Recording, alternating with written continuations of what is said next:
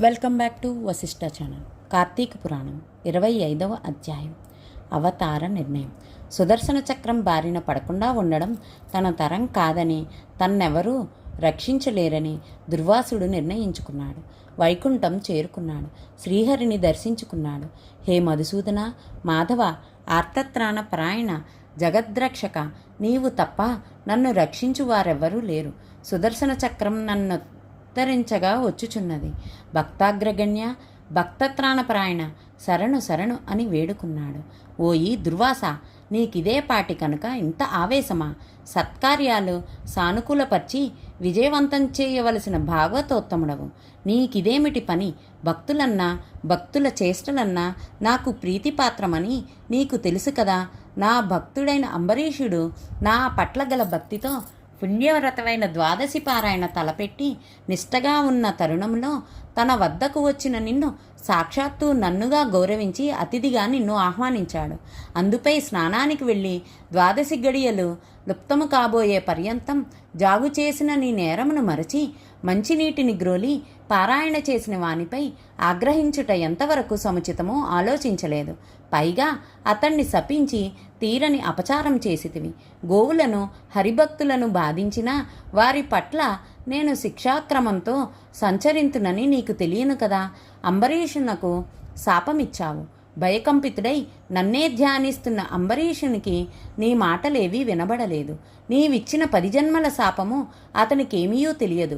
నన్ను శరణు కోరిన అతనికి నీవిచ్చిన శాపమును నేను అనుభవించు తలంపుతో అతని చేత అట్లే అనుభవించుదును అనిపించితిని. నీ శాపం వృధా కాకూడదు. నా భక్తునకు కీడు కలగకూడదు.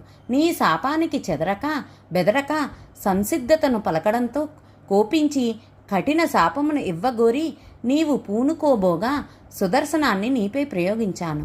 దానిని వారించుటకు అతడే సమర్థుడు. నీవు అంబరీషునికిచ్చిన 10 జన్మలను లోకోపకారముగా నేనే ధరింతును. మొదటిదైన చేపరూపం ధరించి సోమకుడనే రాక్షసుడిని వధించి వేదాలను కాపాడతాను. రెండవదైన తాబేలు రూపం ధరించి దేవదానవులు క్షీరసాగర మదనం వేళ మందరగిరి పర్వతాన్ని మావున ధరించి నీట మునిగిపోకుండా కాపాడతాను. మూడవదైన వరాహ జన్మమెత్తి హిరణ్యాక్షుని చంపి అతడు చుట్టగా చుట్టపట్టుకుపోతున్న భూమిని రక్షిస్తాను. నాలుగోదైన వికృత రూపం అవతారమగు నరసింహమూర్తినై జన్మించి హిరణ్యకశిపుని వధించి ప్రహ్లాదుని రక్షిస్తాను. 5వ జన్మయగు మరుగుజ్జావతారంన వామనుడైన బలిచక్రవర్తి గర్వాపహరణం చేస్తాను. 6వ జన్మమగు జాలిలేని బ్రాహ్మణుడగు పరశురామునిగా జన్మించి మదోన్మత్తులగు రాజులను సంహరిస్తాను. 7వ జన్మయగు ఆత్మజ్ఞానము లేని క్షత్రియుడు రామునిగా అవతరించి రావణ కుంభకర్ణులను వధిస్తాను.